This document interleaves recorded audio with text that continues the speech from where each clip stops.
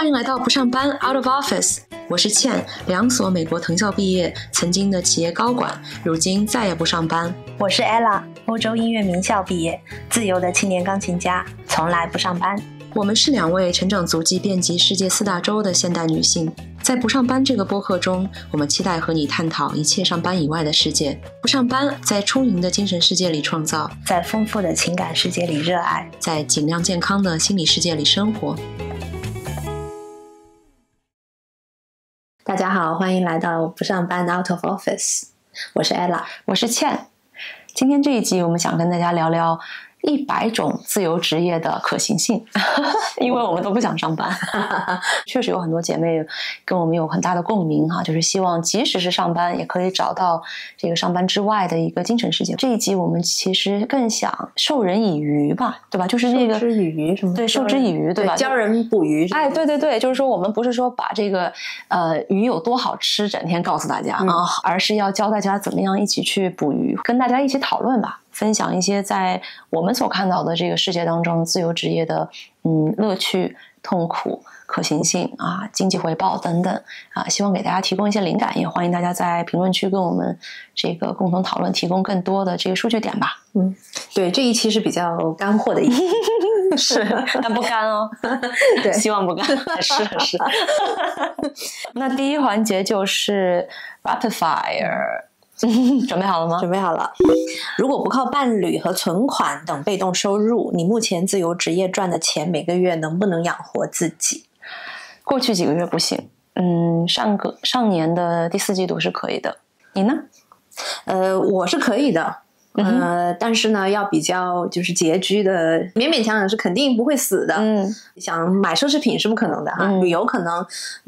也几个月要过渡一下，要 smooth out。对，我也是，就是非常不稳定啊。我们的播客至今4个月赚了多少钱？负1万，不止可能。就是每一期的剪辑费啊、路费啊、器材，这些都是。你的香奈儿粉底不会放在这个账上哈。我打算以后放，如果某一天我们真的开公司的话，这个应该放。我们的毛收入的话是110元人民币，对不对？3位姐妹在小宇宙上给我们的打赏，我们都看到了，非常非常感谢，非常感谢，谢谢你们。倩，你的小红书账号呢？估计在留学申请上赚了10万不到，应该不到很多。广告合作的话，大概在4到5万人民币，这都是人民币哈。其他都是一些零碎的。自由职业对你最大的好处是什么？自由，可以自己定自己的目标，自己定自己的时间和地点。那你呢？自由被你抢了的话，我想说就是心里的快乐、快活。对我之前在职场上会遭受到很多一些焦虑啊、不安等等的情绪，因为它始终是跟随你的。最重要的就是把这一块的这个负担给去除了。如果现在你必须找一家公司上班，瑟瑟发抖。如果你现在必须找一家公司上班，你会怎么办？然后会找什么样的工作？我的这个瑟瑟发抖是真实的一个心理的反馈。即使自由职业再入不敷出，再不稳定，我还是觉得很好，不想回去了。如果真的要找一份工作的话，应该可以是体力型的，这样的话下班就下班了。搬运工嘛。可以呀。你呢？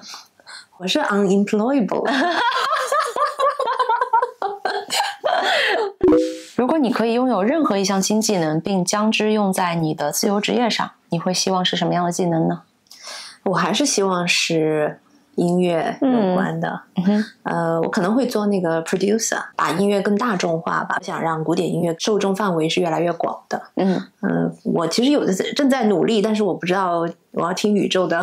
安排了。那你呢？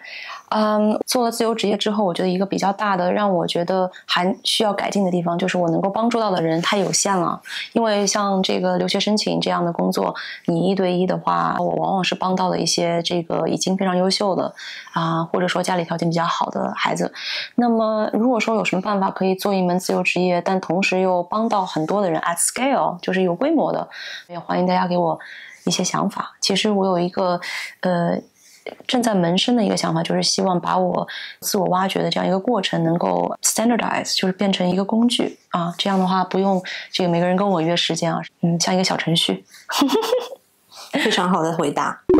你觉得自由职业适合什么样的人群？适合内心承受能力比较强大的人群，敢于这个去跳出来，敢于创新，要敢于问为什么，你觉得呢？足够想要的，对吗？你可能对于这个自由的探索强大的驱动的，并且同时可以放弃一些东西，因为那些优柔寡断的或者既要又要还要的人，可能是比较难踏出这一步的。你觉得未来的世界里，自由职业的种类会不会越来越多呢？我觉得一定会越来越多。光从我们的这个100种里面，对，已经看到了很多可能性了。AI 的这个时代也非常靠近，或者是已经存在了，所以我们可能在这个职业上面的这个新种的开发会越来越，需求量会越来越大。AI 到底会影响自由职业的这个扩张呢，还是会让自由职业变得更容易？因为它可能也会代替很多的工种，对吧？包括我们在类保当中有看到，比如说翻译啊这样子的工作，包括技术写作这样的工作 ，AI 能够做到一样好，甚至更好。但是我也还是抱有乐观的态度，我觉得跟你的想法一样，我觉得有了 AI 的辅助以后，大家应该有更多的这个能力和空间去做自己想做的事情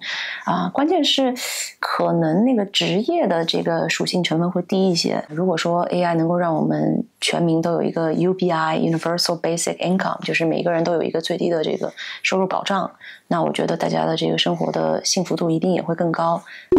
那我们先说说自由职业和传统上班的优劣吧。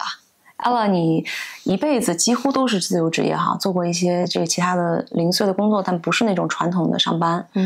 自由职业了，从18岁到现在，19岁哇，将近20年。最大的优点就是，我觉得是一个必要性了，已经就是对作为特别是艺术工作者来说的话，创作是非常花时间的，有的时候是静止的，是一个比较艰难的过程。对，不是说随时的那个灵感一来你就能够忙写下很多东西啊，或者这个是其中之一。然后第二个，你除了创作，除了这个工作，你也是个人，你也是在生活，你也是在这个社会群体里面，你也需要社交。对，这一点我们跟那个18、19世纪是不一样。那个时候我们的世界是有这个 patronage，有很多的保护者，就是像美第奇家族这样子的一些富人，他们愿意去资助这个一个音乐家或者是一个艺术家，在能温饱的情况下再去创作。但现在的这个社会已经没有这个保障。对，你要去创作，要去付出的话，是很花时间和精力的。然后，所以我觉得如果你还有一份朝9晚5的工作的话，我觉得非常艰难。自由职业在这个艺术行业的是一个必需品。优势我觉得是很有成就感。对，你的付出被人接受，你的付出被人甚至喜爱。我相信大部分在这个艺术工作者就是做这个是真的是全身是为了爱。对，如果没有这份热情的话，我觉得是很难坚持下来的。到了一定的程度，你还可以自己去选择客户了。对，就不一定是客户再来选择你了。我想问你有 fire 过自己的学生吗？有，当然有。我们的那个 standard 不一样，就是标准。比如说以前会有一些机构会说想跟我合作，有了自己的这个形成了一个体系之后，觉得原来我的要求是这个样子，我不想跟任何人合作，因为他们可能会搞乱你的这个 intention。做这个艺术工作就是不能是以盈利为主，有的时候you don't get paid， you don't get paid for years。做了个寂寞。对，我还记得以前我在伦敦的时候谈了一部分的那个婚礼的那些 gigs，到现在钱都没有收到，人家婚都离了。就是人家说了要给你钱，那个时候作为学生来说的话，你也没有那个底气去跟别人去 argue。没有想到因为我觉得婚礼这样这么让人开心的事情，大家就算为了这个karma 好一些。对，我觉得而且像我们这种就是本来就是靠这个吃饭的，不只是我一个人遇到，所以我觉得怎么说呢，在这个就是音乐艺术的这个行业，热爱要大于真的是一切。缺点还有就是因为是个服务行业，所以你能服务的小时就这么多。是的。对，所以就是比如说有的时候你一天只有24个小时，用完了也就完了，你不能再创造更高的这个时间价值。很多人会说，那你可以找就是稍微给的高的客户，但是呢，在教育行业又觉得这样子做是一个非常不道德的。我个人认为你做不出哈，我做不出来。对，我的收费是 OK， 但是呢，你要跟那些就是真的是很不道德的人比的话，我觉得我是小巫见大巫。对，我在相信这也是为什么很多就是学生跟了我很多很多年了，我也非常感恩。你连通货膨胀的那个涨幅都没有？没有。对，我有的时候会在想，这是一个使命。然后我其实对我来说还有一个很大的困难，个人来说的话，我要保证我的质量。其实我是可以去再多就是修学生，是我自己不愿意，因为我觉得你在教育上面你的精力就这么多，你不只是一个老师，你还是一个像我是一个妻子，是一个妈妈。狗妈妈，然后是一个很好的朋友，对，然后是现在又有播客主播，对，是的，对，所以我觉得在这个你在就是扮演这个社会角色的时候，你要扮演一个就是很 professional 的角色的话，这个是很艰难的。所以我觉得在这个教育行业，我当然有很多草要吐。我看到有很多人，他们一天带10个学生，我觉得你的质量在哪里？你要知道你的目的是什么，你的教育的这个初衷是什么，你是为了什么要做这件事情？你要是他的导师。我觉得好的老师，因为对我来说，我的好的老师其实是起了一个就是 mentor 的作用，对，他帮你的人生就是设定了一个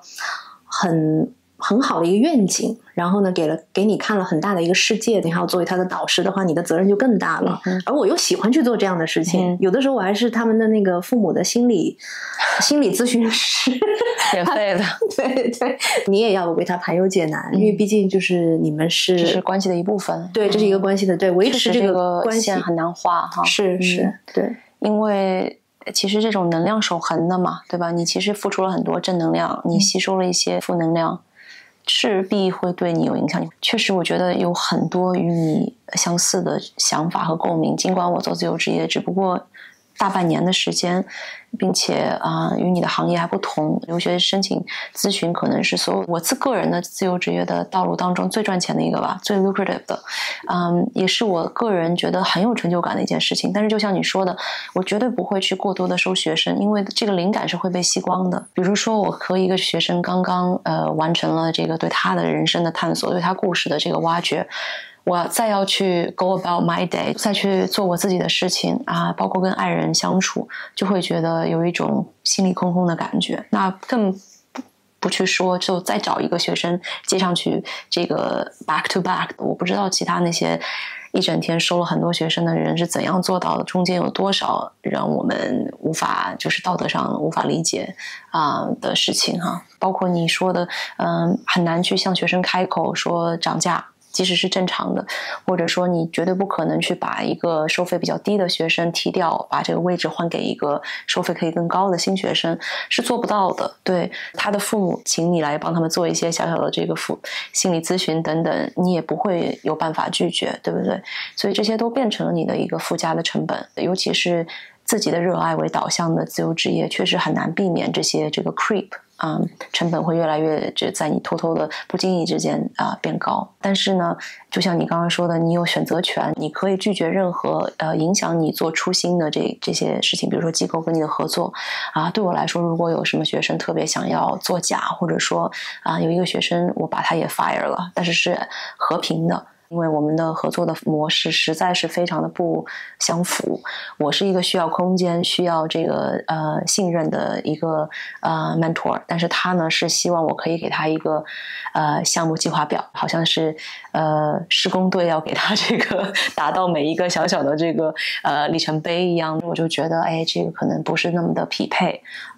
这个就是自由职业一个好处，你是双向选择的，对你没有老板，你只有 partner， 对，合作伙伴。其实在我们开始录制之前，我跟Ella在吃午饭的时候聊了很多关于三毛这个传奇作家的故事，也在讲这个自由对于我们到底意味着什么，具象到每一天的话有一些怎样自由的 evidence 那我先说说我的自由感吧。首先我的一周7天几乎每一天都是一样的可能周末的话区别就在于其他人下班了或者说不上学了，就可以和更多的这个朋友和家人相处一些时间。但是对于我自己来说，周一和周日是一样的，花很长的时间去与你的爱人吃早饭呀可以进行漫无目的的这个公园里的散步呀包括可以带狗狗去阳光下让它自由的奔跑，然后我自己在一旁的长椅上做一些写作，因为我的写作经常是听写所以其实我只要拿一个手机就可以去写作。再比如说昨天我们就早上一时兴起就开着车赶着这个潮汐的时间去赶海了。我的网球课呀，我的普语课呀，都是在一天的任何时间都可以进行堵车的可能性也少很多，对吧？你不用去任何地方，在任何的规定的时间，你往往可以自己决定这样子的日程。这些说来好像比较小但实际上一点一滴一滴加起来都是非常多的。虽然不是用钱去买，或者他也不会给你钱，但是这些价值是实打实的，有金钱价值的。我的自由就是没有老板，answer to no one，对不对？没有人给你布置任务，所有的都是自己。包括学生的考试比赛都是我去决定他们的一个方向，怎么帮他们找机会，就感觉好像你在做好几个 project 那种感觉，因为你也帮他人制定嘛。对，这个是我觉得我的在工作上面很大的一个自由。日常的自由可能就是跟你可能也比较相似，像那天我们很感慨，好像说我们去海边嘛，对，周一的时候我们就开着车，带着一条好看的裙子，化着一个全妆，对吧？人家周一赶着去上班，我们赶着去海滩拍照，然后吃午饭，还吃了雪糕，混了一整天才回来。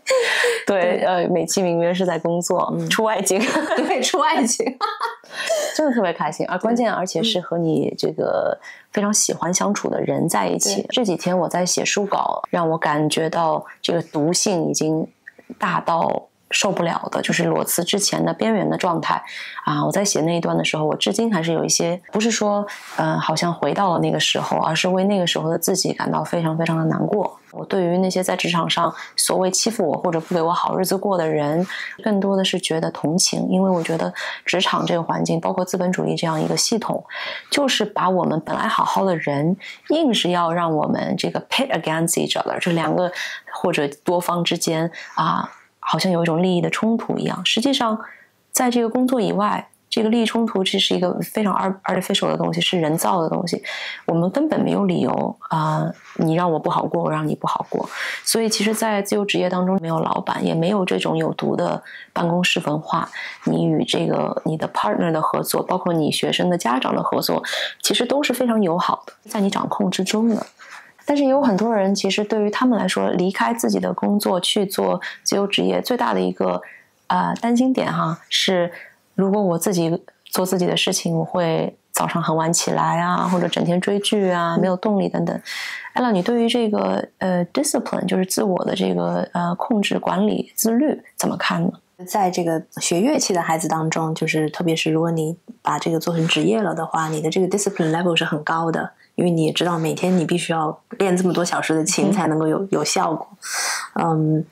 这个也会影响到你之后的这个生活上的一些规律。You have to show up。对，在你遇到一些大的挫折的时候 ，you still have to give a bloody hell good lesson。我记得有一次我教一个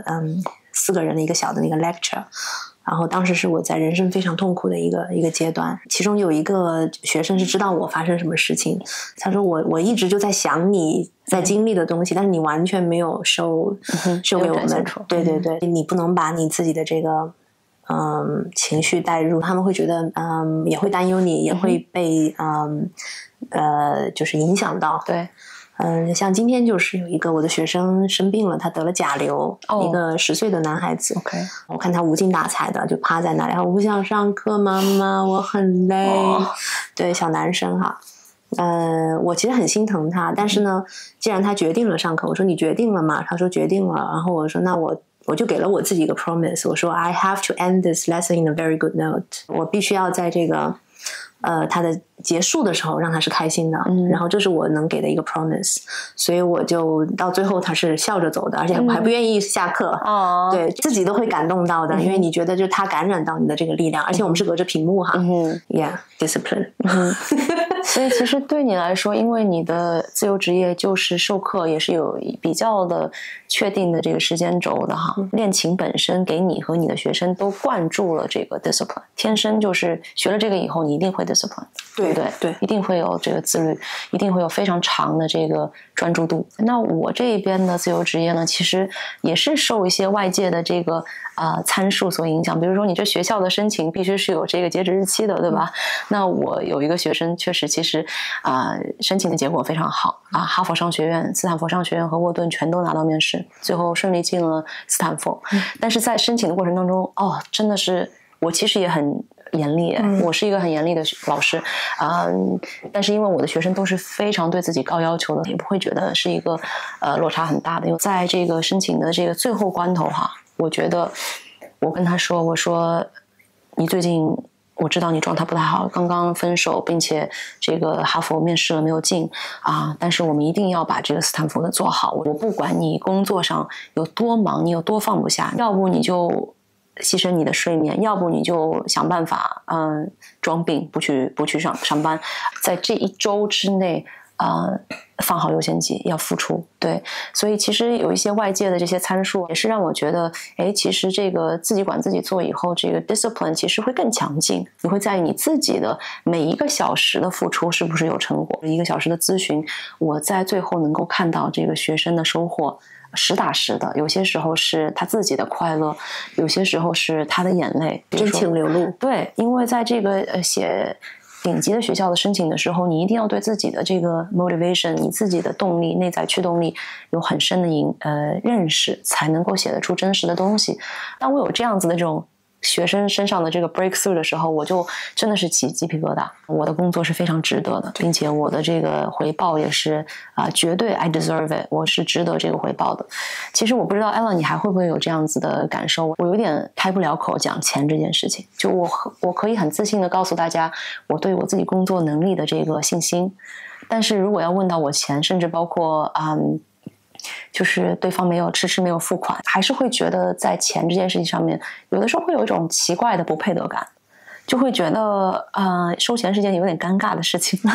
低俗的一件事情。对对对，谈钱这件事哈，对对就刚刚聊完了人生之后，你又要说那个付下一个阶段的钱，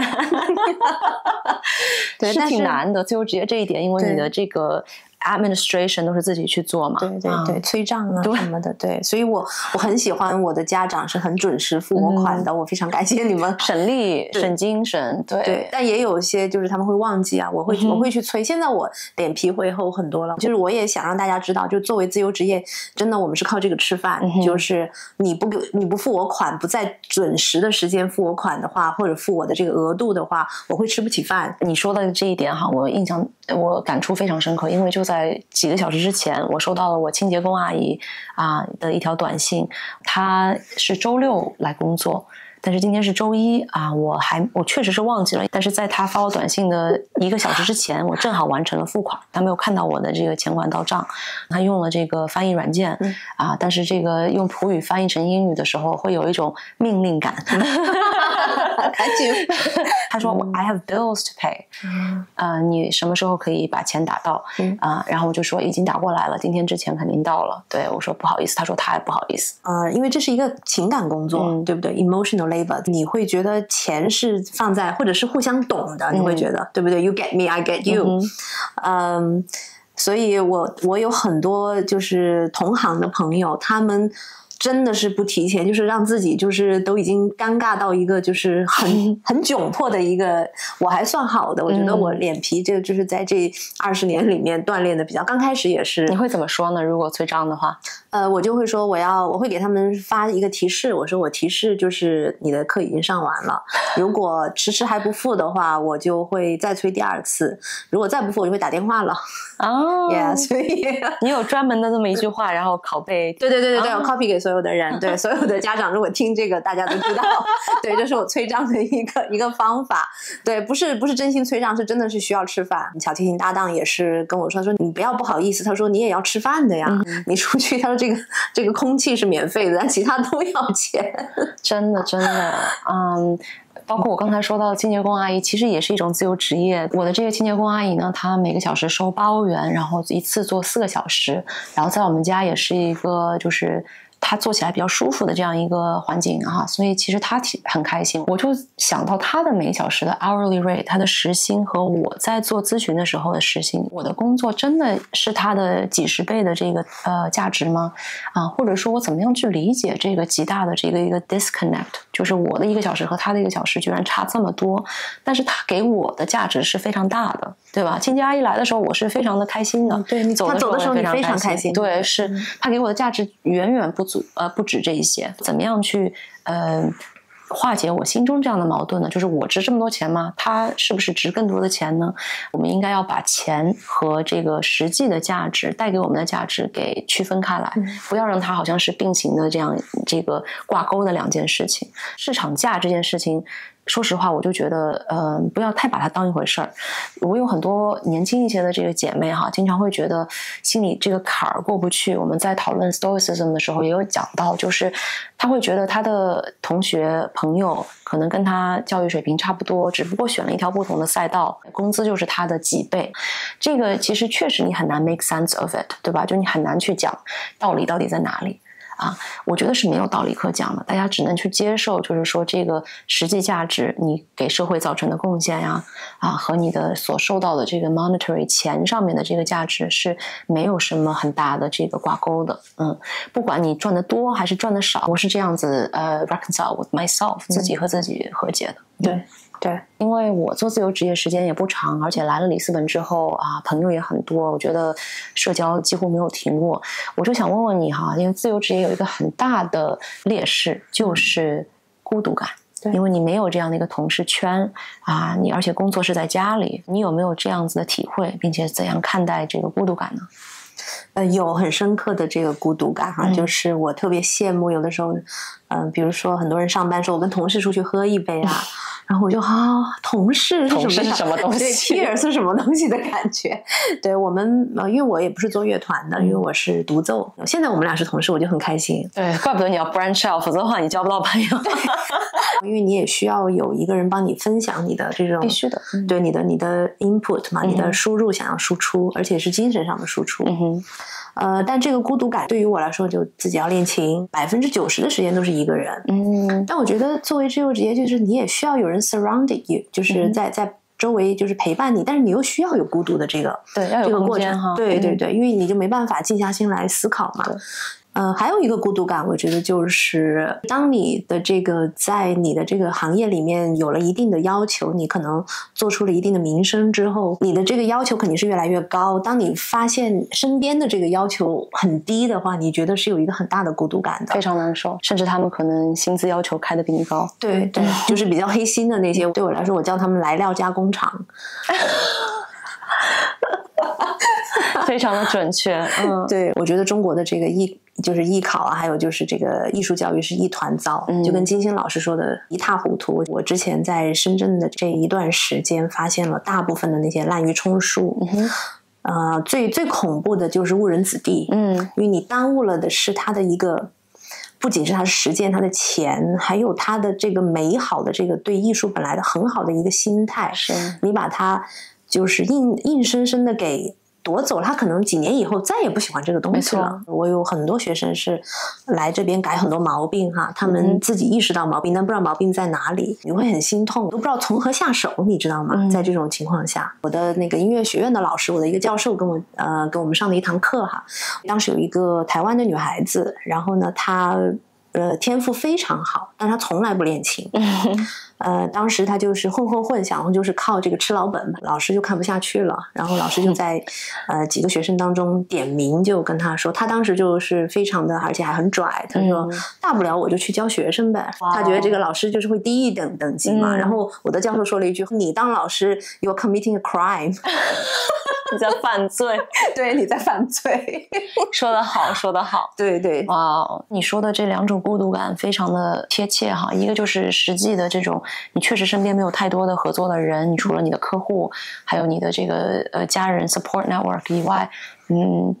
你很难去被动获得一个新的朋友，对不对？一定程度上也是适合我们的这样一个状态。但是呢，在这个你的工作要求、你工作态度的这个孤独感上，当你觉得自己好像是一个人这么死脑筋，或者说一个人这么高标准严要求我因为有的时候会看到这个其他的机构或者个人做好的这个材料，已经是临近要截止的这个时候了哈。那我看到之后，我会发现。我的天呐，就是这真的也是一个人生非常重要的一件事情。每一个学生如果到我手上来跟我一起合作，他们的申请邀请我去参与到他这一段的这个旅程当中，我是觉得责任是非常的大的。但是在这样的情况下，居然有个人或者中介就是很随便的写一篇 full of cliché甚至有的时候写作的能力也非常非常的差。我就在想说，这些人到底是用什么样的这个良心再去做这件事情？你不是说只是在那边水果摊卖水果比这个卖两个有点烂掉的水果完全是不同性质的不同结果的事情大部分人只申请1年但是你在这样的这么重要的一个这个节骨点上面去，甚至是帮了倒忙，简直就是让我浑身不舒服，让我觉得晚上会磨牙那种。对对，就道德上面是过不去的。再听听别人的这个开价。Oh my god！ 简单来讲，我们都觉得做我们学生是比较幸福的，对吗？我是这么对我自己，我经常其实我有点厚脸皮我会跟我学生说，我很希望我小的时候遇到像我一个这样的老师。是的，是的，就是我觉得会少走很多弯路。你的出发点是爱，你是想为他好。我经常多给学生加时间的，就是我是留堂的老师。我甚至有那个在香港有一个学生跟我说，他说他以前的老师是拿一个那个cooking clock 就会打铃的是那种就是做饭的那个闹钟。我们家有，就是那个铃打得很 dramatic 对对，非常的戏剧化。如果说有些人难以画自己的界限的话，那他可能需要这样一个外界的东西去帮他。但是我完全理解你说的，就是有的人是把这个事情真的是当赚钱的事情在做，特别是在音乐道路是一个基本上是你见不到效果的，在短期时间。而且所以我很经常有人问我说，我小孩几岁能够考多少级我说那你去找考级的老师。对，就像我刚刚说的，我 fire 掉的唯一的一个学生，就是他觉得我的工作是可以去监工的，可以去这个非常细致的去测量有效度的。那我觉得其实确实是不是说我没有这个信心我风格上要求的东西是不一样的。那从一开始其实你就看得很明白了初心是不同的这个孤独感其实一定程度上是我们的骄傲，但同时也是我们要承担的后果。对，那我们快速讲讲我们认为怎样从传统职场向自由职业过渡吧。待会儿 Ella 可以跟大家分享一下怎样获得你的第一个客户。其实在转型的过程当中，我还是觉得这个兴趣的导向是最最最最重要的。你不是说想要把一个上班的工作换成另一个你不喜欢的工作，自由职业又怎样，对吗？兴趣和技能你所这个充满这个热忱的这样一件东西，怎么样把它包装成一个产品，具体做什么自由职业，其实给自己多一些的时间去酝酿去沉淀，并且还是要选一个并非回报最高的经济回报最高，而是说我可以看到自己做很长一段时间的这个工作而不会厌烦。我建议大家不要太紧张，说自己的这个技能还没有太强，或者说在这个行业并不是最优秀的就觉得自己做不了自由职业。我觉得其实不同的这个技术级别，只要你的这个心是正的，对吧？你的 intention 是好的，你的价格是合理的我觉得会有对应的需求的。对，可以边做边学。对，然后你可以不断的升级自己的能力，然后再相应的去改变你的这个收费等等。那你觉得如何获得第一个客户呢？对我来说，我的第一个客户基本上是那个口口相传。我有一个做房地产的朋友，他说他的第一个客户在他的人生当中起了多大的一个价值，千万不要小看这第一个客户。我其实曾经试过在伦敦的时候，我是有印传单，就是印自己的这个名片。我第一个学生是在我当时还在卖钢琴的钢琴店，对，我在那个卖书的地方卖谱子，也算是那个图书管理员。然后当时是有学生来，就是有人来问我说，哎，你们这边有没有人就是当陪练老师？那是我第一个学生，然后是个巴勒斯坦的一个家庭。对，其实我觉得刚才你说到了一点很重要，就是英语当中就是说要 put yourself out there， 你要告诉别人你在寻找客户，千万不要把这句话含在嘴里。我确实知道有些姐妹哈，就是离开了自己的传统工作她想要做一些比如说职业咨询啊、教练的这个工作但是就很难把自己的这个人放出来，就 put out there。可能一个是在小红书上会有一种好像没有隐私的感觉哈，但是你反正不管说什么都会有怪声有骂声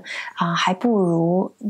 专心的真诚的去做你真正想做的事情，并且相信自己所做的事情的价值。而且我觉得在第一个客户或者不管是第一个学生也好，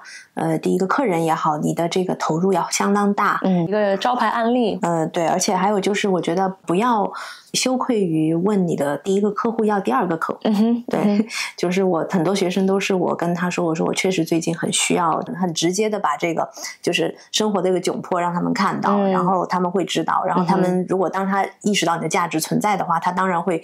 他会想尽方法来帮助你的。对，所以我觉得千万不要就是羞愧于这个，而且也不要因为你第一个客户好像觉得没有特别成功而打退堂鼓。有很多很多的这个自由职业行业是这个门槛要求不是说那么高那么就是精益求精的，你下一个的成果比上一个成果更好的概率是非常非常高的。所以呢，回到这一集的主题40分钟以后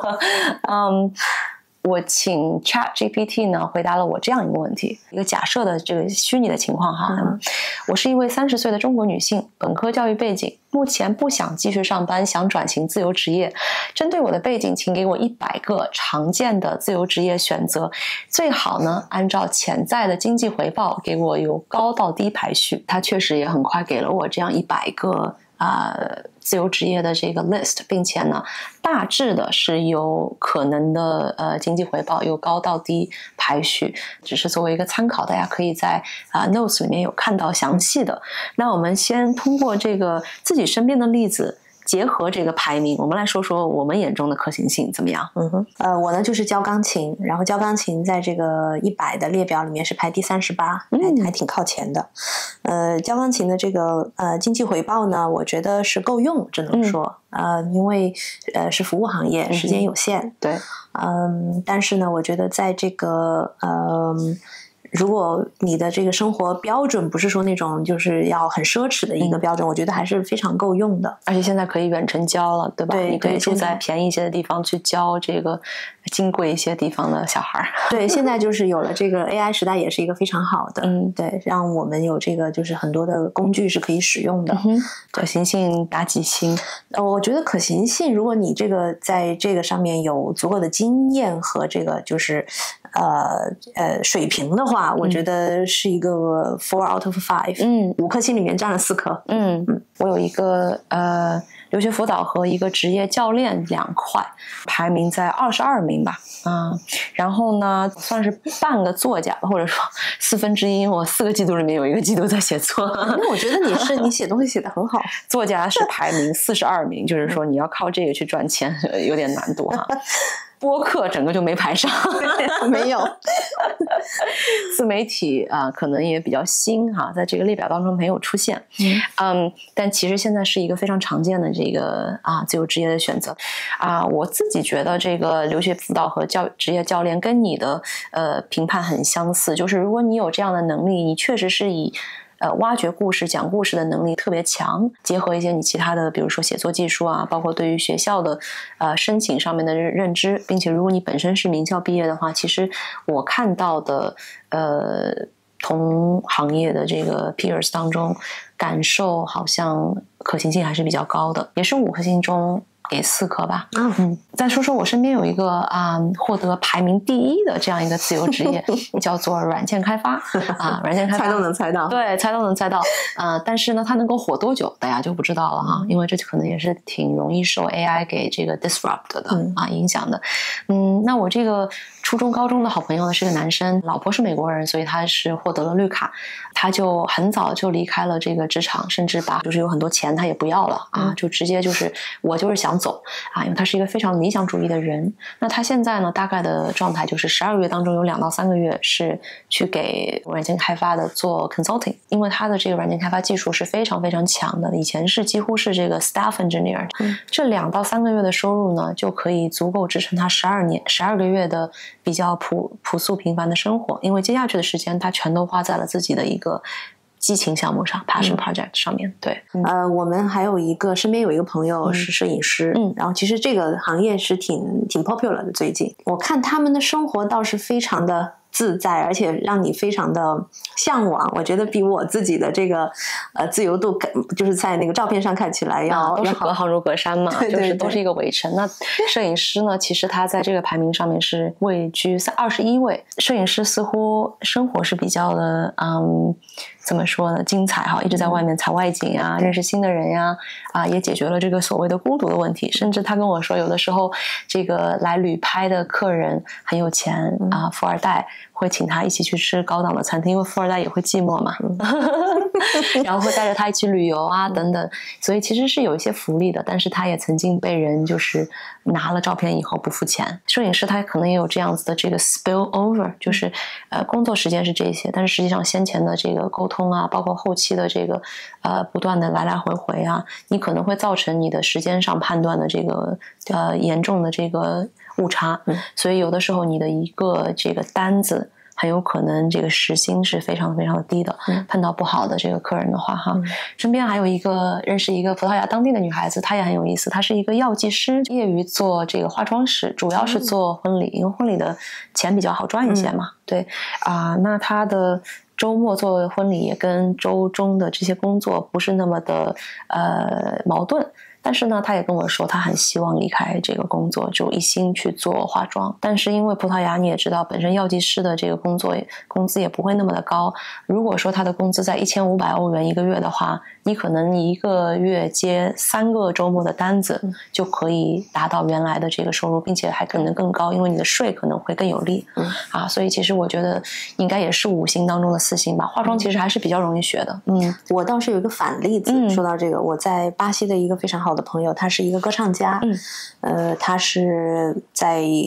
大学毕业的时候，他同时又去考了一个化妆师的一个，就是去进修了一个，画的是相当好，我很多照片都是他画的但是呢，他现在又回归了这个，就是唱歌，就是他带学生和这个，因为他觉得化妆就是对他来说可能也滋养不了他的那个就是灵魂上的需要。了解，对，而且他可能更觉得就是在舞台上对他来说是更有共鸣，对，是一种更好的、更贴近他自己内心的一个 expression， 对吗？对我刚才其实忘了提了，就是我的这个化妆的姐妹她非常热爱化妆，她真的是为爱发电。我看到她的化妆品我就知道有多贵，而且她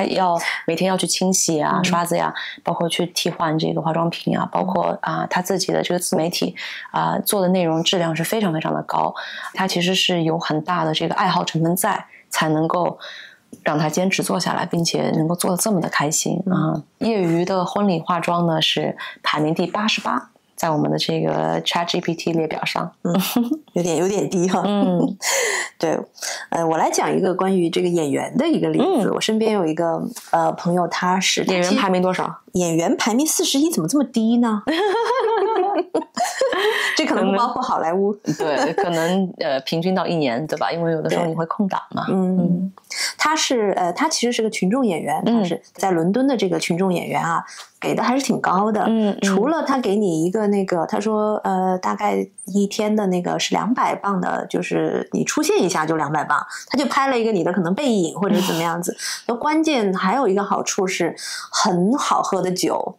然后和超级好的 buffet。他其实开始很久了，结果到后来我在好莱坞的那个大片上面看到过他好多次。他是这个外貌有什么特征吗？就是一个什么特别的稀少的人种吗？为什么会？她就是中国女孩，但她长得是就是亚裔的那种，就是优势，就是眼睛啊，就是有点 Lucy Liu 的那种，就很典型的亚洲脸是吗？对对对。以前我看她的那个活是挺多的，就是基本上每一个月都好几次有 OK， 就是拍到这个，就是她说她要去当群众演员那是一个非常好的收入的补充啊。对对，经常她说你看那只手就是我的。好可怕。OK， 那我讲一个我觉得挺有意思的，就是民宿。民宿这件事情呢，其实也火了很多年了，但是民宿背后的这个经济体量其实真的是非常非常大的。很多人觉得可能民宿就是说我自己拥有一套房子，我可以去做短租实际上有很多的民宿根本就不是这样比如说呢，有些民宿是我呢去贷款，贷这个投资型的贷款，所以就风险比较高，利息也比较高。但是呢，如果在很好的这个旅游的市场去做民宿，效果也很好那我就可以就是去掉这个还贷的这个压力成本之后呢，还是会有很多的这个多余的现金。我知道有些朋友可能会以这样的方式去做10套房子，它本身并不是一种什么千万富翁之类的，但是因为有些市场就特别适合做民宿，风险还是比较大的，但是收益是比较的被动的，非常的爽就是收租婆了，你可以 offset 你的人生，对，就是坐吃就可以了，对不对？等什么呢？等钱。其实还有另一种这个做民宿的方法很有意思就是我有一个朋友看到了这个契机，就是房子呢，如果说作为民宿去出租的话，一个月就算只租出去20天左右，你的总收益要比长租要高很多。那他自己作为穷学生、毕业生，他就做了一件很灰色地带的一件事情，就是说去和房东去签长期租约，然后偷偷的把这个房子做民宿，有点像二手房东那种。对，其实他就是做了中间的这样一个 arbitrage 但是呢，民宿这件事情还牵扯了更多的这个公平性，包括就是因为民宿赚钱，所以很多城市的房子都被改为民宿当地人可能尤其是低收入的人群就没有这个居住的资源，因此很多地方就逐渐开始紧缩这件事情的这个空间了那他可能也就这件事情没有做几年就结束了。对。但是民宿其实确实是一个门槛相对比较低，比想象中低就大家不要以为你一定要有钱到买一套房子再买第2套房子才可以做民宿。thinking 脑子开始转了。对，但可能这一波红利已经过去了。我再说一个关于心理咨询的，我的身边有好几个朋友是做这个心理咨询和生活教练。对，这个 life coach， 对 life coach 也是很到现在，我觉得从那个10年前就开始很吃香了，到现在还是非常的吃香。我觉得会越来越吃香。你觉得这个方面需求量还是很大的？因为我觉得每一个人都需要帮助。对，而且我觉得他们这个也是很大的一个情感工作，我觉得相当累。而且你这个还要有很多，它有一些很多 ethical 的 code 在里面，就比如说你不能够随便去给别人出谋划策呀。对，还有就是我觉得这个有弊端的，就是他们很多人会到一半会终止1-2次之后，他就突然觉得他好了，他以为然后他就把你给终止了。然后这也是他们会跟我抱怨的，会玩消失，因为他们会觉得对不起老师可能对，会有一种羞耻感。对对对，对，我完全理解。但是你帮不了不能帮自己的人嘛。对对对，这一点肯定是很沮丧的对。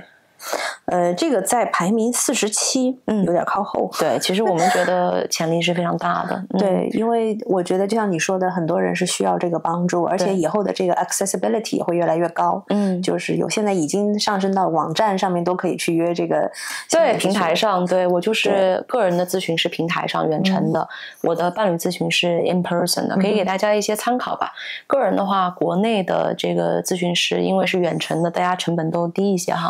1个小时50分钟的咨询的话是在300-400人民币吧，贵的肯定也很多啊。然后我的这个当面咨询呢，90分钟是120欧元，也是比较就是在葡萄牙算比较高的收费了。但是我们非常非常喜欢，就是遇到非常喜欢的咨询师是一个非常可贵的事情啊，所以这个费用其实是比较的arbitrary， 对，他开多少你就付多少，你也不会觉得说值或者不值，喜欢的话就会坚持啊。对对对，在美国的话，咨询师可能收费从最低的我知道70几、80几1个小时都有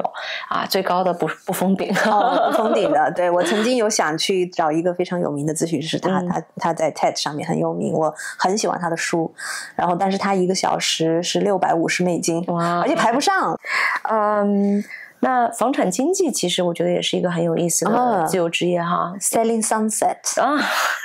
房产经纪怎么说呢？我以前开玩笑说是一个最富有的，但是也最被人瞧不起的一个职业。很多人对于房产中介是抱着一个比较negative 的一个印象，不太好的印象，但实际上房产中介做得好的话，收入是非常非常高的，非常可观的。我个人的这个中介呢，也是像你刚才说的，就是口口相传，我的一个好朋友介绍给我，结果我跟他合作了近10年，然后我给他介绍了大概5到6个客户，哇哦！而且我的给他介绍的客户也是一直会用下去，一直会branch out， 给他再介绍更多的这个新客户。他躺平了，对，可以。他的话，我觉得，因为他也没有小孩子，他1年的收入，我觉得，至少100万吧，在波士顿是这个比较靠前的，就美金是吧？对，比较靠前的这个中介，我甚至可能都估计少了。对。但是这个在我们的列表上是排名第33位，这个太低了排的。对，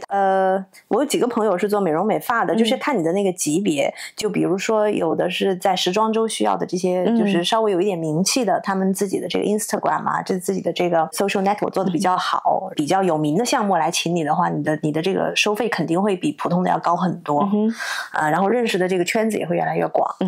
也有就是普通的那些，就是比如说自己开了一个小的工作室啊，我的这个认识的这个意大利女孩，就是我们家隔壁的那个，她收费相当的低，所以我是很难相信她，我就不知道她怎么维持她的生活。她有员工，她剪一个头发，女士是25欧，然后男士是15欧到20欧，这个是相当低的一个，而且没有额外小费，一般来说他不收。他有2个他的一个助手，一个是帮他洗，一个是帮他染色的那个。我就是在想，他可能从染色上面、染发上面挣点钱，或者因为我研究过美发这个行业，当时在美国的时候，我有考虑过买一个美发的这个 salon， 因为对于 owner 对于拥有者来说是一个很不错的生意。确实是大部分的这个利益都是在于重复染发的客户。对。因为染发的时候你可以好几个人同时进行，成本相对来说比较低，你可以请助手来做并且很多外国女性，因为她头发发根长出来可能是白色的头发，所以她经常会要去 touch up， 去重新再染，对不对？是的。所以其实你想，每一个人如果一次染发或者补色要上百美金的话，他每4-5周就要来一次，其实是一个非常高的这个消费。靠剪发可能是养不起这个员工。对，我身边还有一个朋友是做那个接睫毛，还有就是这个美甲，劳动力是很大的，特别是睫毛，因为你想，他一个睫毛就得一次就是1个半小时一个人，你想你每天你的眼睛能够接受多少个这么细致的这个，我觉得是非常伤眼睛的一个。如果说有个手艺特别好的，又非常的快，实际上我觉得才是对客人体验也是更好的。然后对于手艺人本身也是一个提高他每天的这个轮转度。但是确实做睫毛比做美甲，比如说就要多赚很多。我们在这儿做指甲，有的时候做一个假油胶1个半小时。只收12到15欧元，简直太低了，对，不敢相信。对但是你如果做睫毛的话，就是在30欧元以上哈。在美国的话，就是要100美元左右了。半永久其实也是非常挣钱的一个工作，因为它相对来说更有这个技术门槛。同时呢，在海外做半永久的人比较少，技术也参差不齐吧。所以如果你能够提供比较优秀的半永久的这个成果的话，我知道2年前在美国，好的半永久纹眉一次服务可以收到650美金。哇哦，大概是在3到4个小时吧，因为它包括补色。对。这些其实你仔细算一下，如果他缴税，我们说的很明白一些，他的收入基本上是不缴税的，那一个月只是有几个单的话，就已经非常非常好的这个税后收入了。我突然想到一个职业，但是我不直接认识，就是遛狗。然后这个我是街上看到，因为你想一个人他牵6、7只狗的话，一只狗大概我问过收费是10欧。在这儿是吗？在这儿，对，在美国大概15到15以上吧 per walk。我之前在那个 YouTube 上面看到一个纽约遛狗师，他自己已经就是发财了，他是靠遛狗发起来的。他说这是全世界最幸福的工作。遛狗 at scale 是的，对，因为他说又健身，又只有爱，而且又自由，而且赚很多钱。他每次就保证大概是6到7只狗，看那个狗的体型哈，而且他要配那个狗的性格，有一些狗跟另外的狗合不来，对不对？然后他说这个就是他说又健身，只有好处没有坏处。我想了一下也是，对不对？就是要捡很多屎。对，你得健身。对，波士顿有一个很有名的遛狗师，我是在 IG 上面看到他的。他为什么会有名呢？因为他手下有很多大狗，拍了很多那些让所有的狗狗都排坐好、很乖的这样的照片。我当时因为我的狗也很大，你知道吗？并且它没有这个我的狗这个品种，我当时就想自荐，我说你要不要也来 walk 一下我的狗，给你的照片增加一些多样性，因为它有很多那个伯恩山犬啊，然后拉布拉多等等。他说最近满了。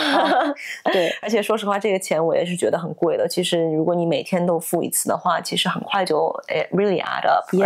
但是对于赚钱的这个人，其实是非常舒服的哈。对，这个你如果遛狗遛出名堂来的话，其实是他同时可以遛这么多，对，把所有的狗都驯服的这么乖，并且对他们的脾性有这么好的认知的话，其实还是付出了很多的。对，但我觉得这个是一个门槛比较低的一个自由职业，相对来说的话，相对来说哈，还有一个就是借宿嘛，就是你带狗狗过夜啊。对对对，我在小红书上看到很多姐妹，其实业余是兼职做这个，我觉得也挺好的。你可以把自己喜欢的事情和你自己这个赚钱合在一起。即使是赚一点点钱，不一定很多。对其实我关于宠物还有一个角色，我也很想跟大家推荐一下，就是宠物美容。宠物美容师啊，在这个列表上排了第98位，比较低。但是呢，我在美国认识了几个宠物美容师，我觉得他们是非常快乐的。你如果在这一行做出了名堂来，其实你收入的天花板还是会不断的提升的。比如说 IG 上面我就知道有一个比较有名的宠物美容师，他就用那些天然无毒的染料哈，就把那个狗狗弄成非常可爱的样式。我可以把照片贴在这里，主人自己想要狗狗做一个有趣的造型，比如说一只狗狗变成了长颈鹿的斑点呀，另一只狗狗变成了斑马呀，特别的可爱然后这个收费肯定是不低的哈，就像我们刚才说的染发一样，首先做出一个区分度，别人没有做这件事情的。因为这个工作的特殊性，它有一个非常非常受欢迎的社交媒体的账号，对，然后影星是根本不成问题，同时它可能还会有这个做广告的机会，对，所以这个排名我觉得不是一个，对，这肯定是这个只供参考，对，只供参考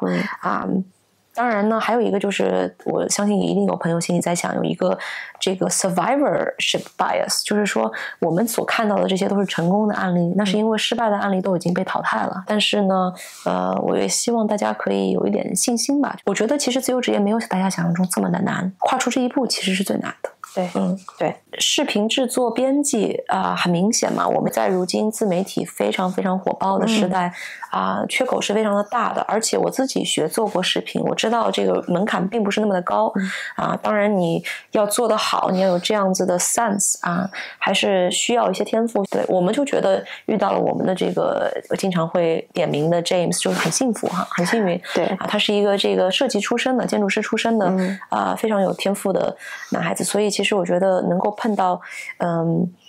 你喜欢的这个 talent，你能够重用的 talent 是非常幸福的事情，你是不会放弃的，对，很黏的哈。所以其实大家如果对自己的技术有信心的话，你也要相信，你一旦找到了一个客户，他可能就会帮你 spread the word， 找到你非常多的客户，很多客户都会是重复的，这个开花结果其实可能比你想象中更容易也更快。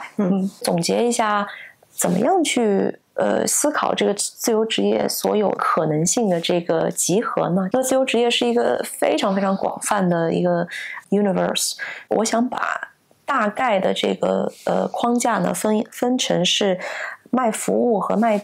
知识，是比较常见的哈。我们的听众可能是跟我们比较相似的，可能年龄只是前后差别而已。卖服务和卖知识可能是我们这个听众群里面比较常见的这样的选择，情感劳动。对，所以如果说是卖知识的话，那我想说可能会有这个硬技术的这种顾问型，比如说你如果是个建筑师，你画图的，或者说你是那种电气工程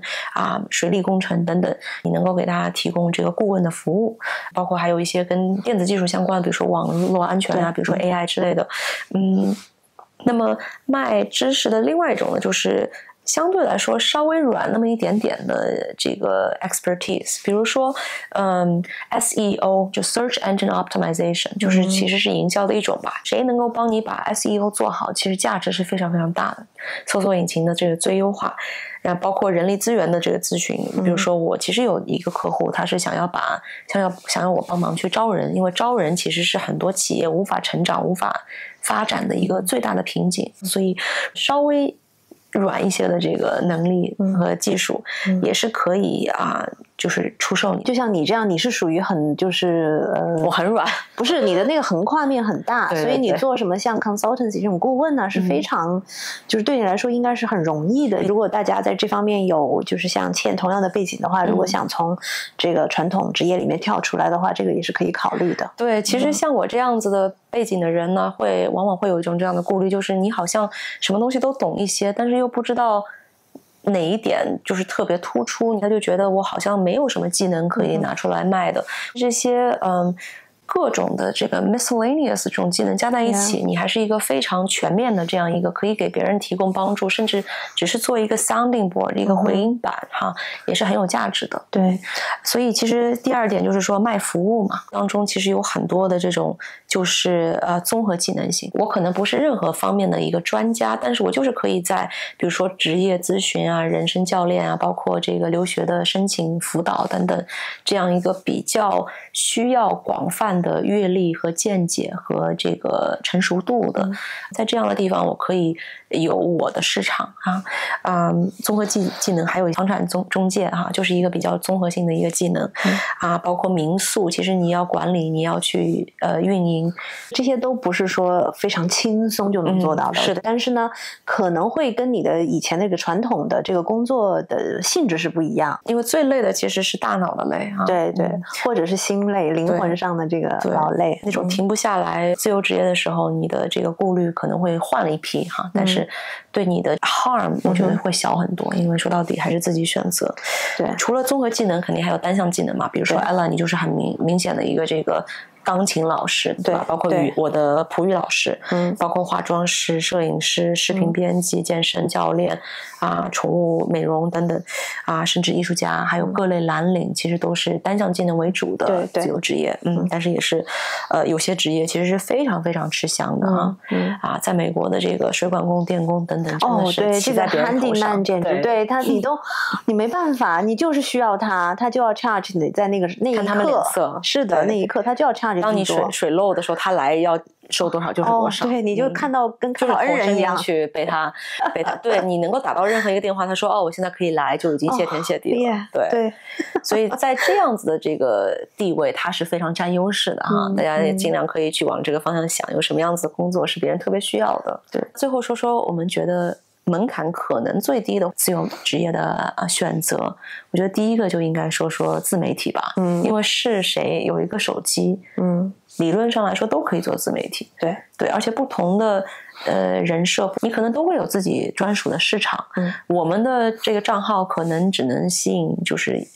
很小一部分的这个市场，但是因为中国的体量很大嘛但是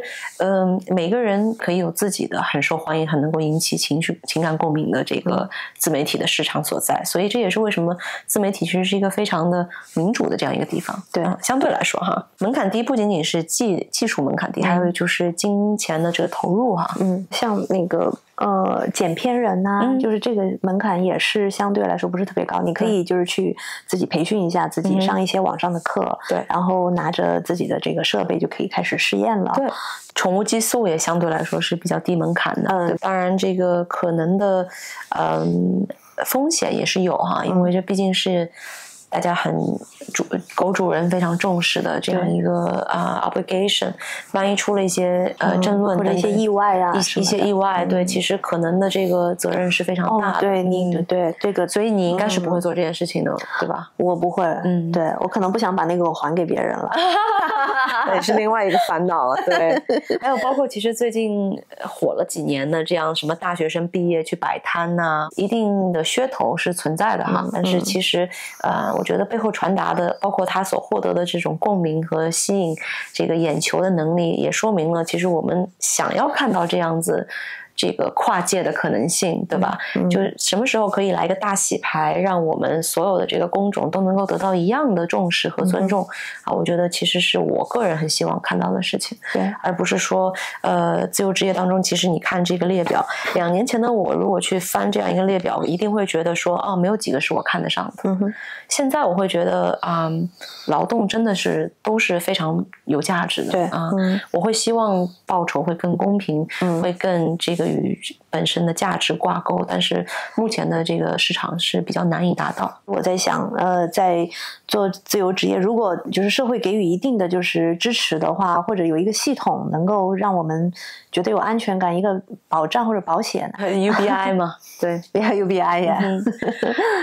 希望这一天可以尽快到来吧。对，我觉得自由职业还给我一个很大的收获，就是让我能够自己成为了这个劳动者的一员，对不对？不管你是卖什么的，是脑子还是身体还是什么，身体，你能够和所有其他的这些，尤其是自由职业的人，像有一种同志亲密的关系一样，彼此更加体恤，更加理解，你也更容易不拖欠人家的款项，会更尊重别人。今天要传达的，对，谁欠我们账赶紧，我其实没有拖欠的，但是我觉得就是会让我对于别人的劳动有了一种更深层的一种认知。我们都很尊重身边的自由职业者哈，对，也希望更多的人有这个机会能够去探索一下自己的自由职业，它可能是一个复数。对，我觉得这个非常健康的。对，如果你光是一种工种的话，你就是压力很大。对，你得咬着这个不放。对，像这种做艺术就是音乐教育的，我觉得其实压力是非常大的。对，但是我现在也是，就自从开了这个我们的播客之后，我对自己的这个想法又有新的改变了。我觉得也是非常健康的一个探索，也是一种 branch out， 对吧？多样化，对，多样化。对，我身边的人其实不理解，我的同行朋友是非常不理解，甚至有很排斥我的。真的吗？他们觉得你下海了是吗？对，他觉得你那个放弃了音乐了，你就觉得这是跟古典音乐是有冲突的。我觉得其实一点都，我觉得只是互助。我可以通过这个频道能让更多的人，比如说我们的这么多观众，认识到我所接触的事情，对我来说是一个很大的帮助了。好，以后那些看不惯你的人，他们的故事和料可以多报一下。OK， 那今天节目就到这里了。遛狗去了。是的，要追寻自由去了，可以下班了。下班了。好，大家拜拜，谢谢大家关注，拜拜。